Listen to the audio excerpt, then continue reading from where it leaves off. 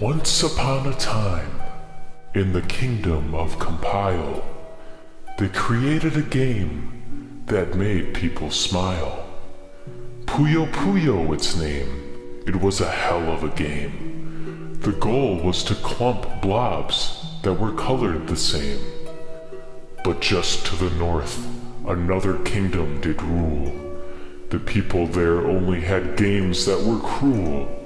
They envied the bright little puzzle delights that they heard of from the traveling Compile knights.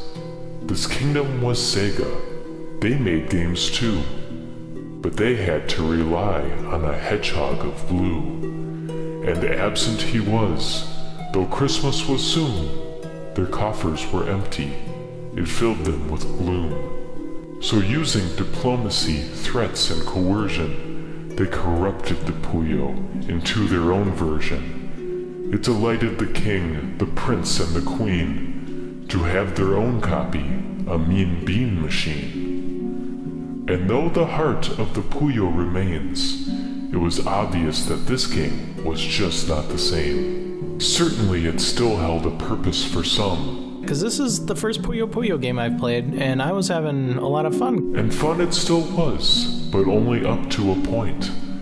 The difficulty caused Tucker and Christian to point at it. The core gameplay itself is so interesting and malleable. And that's super fun if you're playing against another person who is fallible. But the computer opponents that stand in your path are dicks, and they have the power of math. They create chains and chains that mess with your head, and the end result is often, you're dead. And that's just not fun, though for those on the fence. It's very intuitive, it makes a lot of sense. And that's because it is Puyo. It remains just the same. It just happens to feature robots, so lame. You could do so much worse than these mean little beans.